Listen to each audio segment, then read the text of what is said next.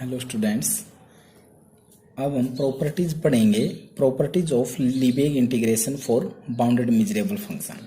तो Lebesgue integral जो हमने पढ़ा था उसकी डेफिनेशन देखिए आप एक बार। डेफिनेशन में हमने क्या बताया था आपको? डेफिनेशन में ये बताया था कि एफ क्या है, bounded function and E be a measurable set of finite measure. Then F Lebesgue integral कब होगा? तब होगा जब अगर अपर लिबेग इंटीग्रल है और लोअर लिबेग इंटीग्रल अगर बोथ एग्जिस्ट और दोनों इक्वल भी हों, और कॉमन वैल्यू को हम ये लिख सकते हैं कि इंटीग्रल एफ अलोंग सेट ई। ठीक है ना?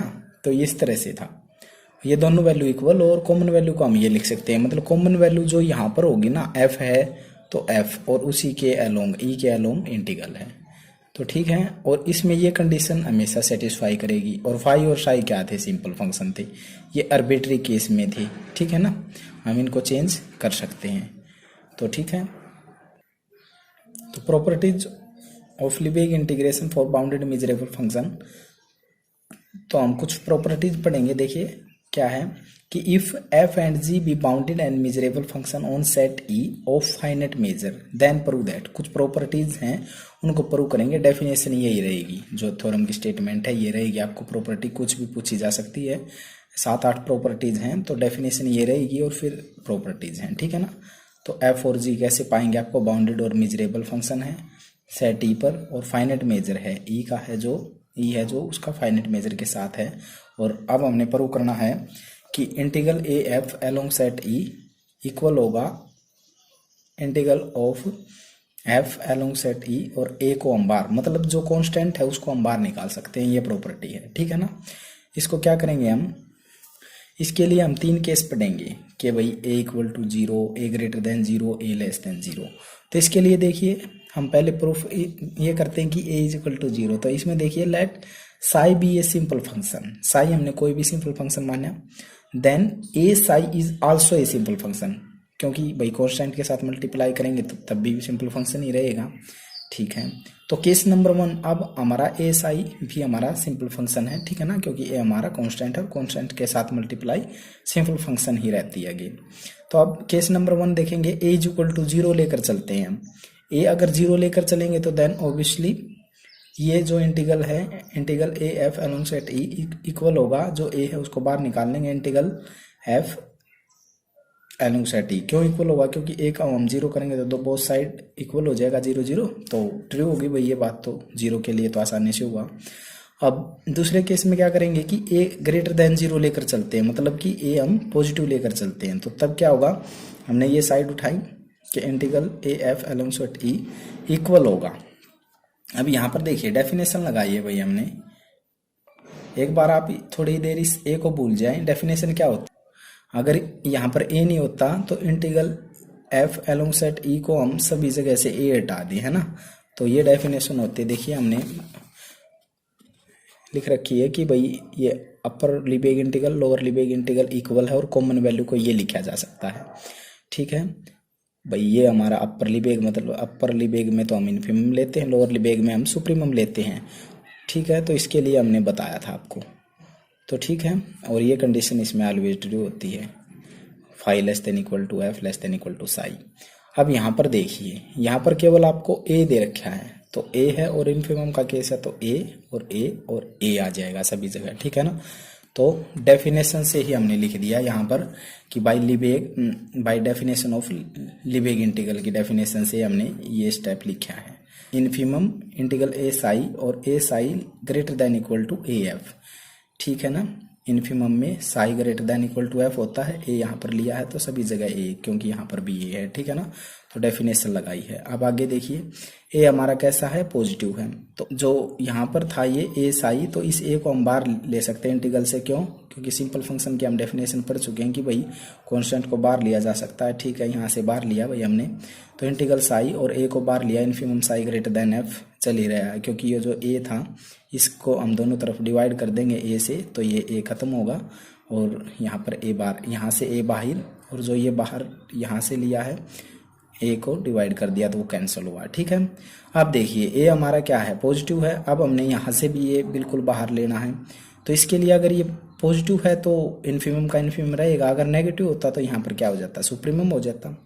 तो ठीक है, अब हमने ए यहाँ से आसानी से बाहर लिया और अब इन्फिमम ही रहेगा क्योंकि ए हमारा पॉजिटिव है, अगर नेगेटिव होता तो सुप्रीमम हो जाता। तो ठीक है, बाकी कंडीशन ये infimum psi greater than equal to f और इंटीग्रल साई एच डी चला हुआ है।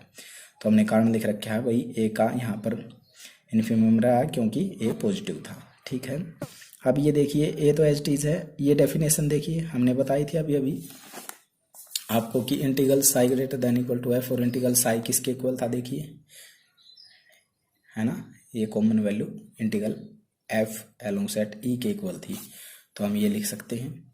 तो ठीक है, हमने इसको इक्वल दिखाया कि भाई पॉजिटिव केस में हम ले सकते हैं और जीरो के केस में भी अगर ए जीरो हो तब भी हम बार ले सकते हैं और ग्रेटर देन जीरो हो तब भी हम बार ले सकते हैं। हम लेस देन जीरो के लिए और दिखा देंगे भाई। तो तीसरे केस में हम ए लेस देन जीरो लेकर चले देन, तो ये ठीक है, तो ये ए है, अगर ए नहीं होता तो इंटीग्रल एफ एलोंग सेट ई होता तो हम इसको ये लिखते ना, इन्फिमम लिख लेते। यहाँ इन्फिमम वाला सुप्रीमम कौन सा है, हमने इन्फिमम वाला लिया है तो ये लिया हमने, ठीक है ना। अगर ए ले लेते हैं, अब ए एफ के लिए ये केवल integral f along set E के लिए है, अगर यहाँ ए लगा देंगे तो यहाँ भी ए, यहाँ भी ए, यहाँ भी, मतलब सभी जगह रिलेशन में ए आ जाएगा। ठीक है ना, बी लगा देंगे तो बी आ जाएगा, वो समझ गए ना, डेफिनेशन ही है।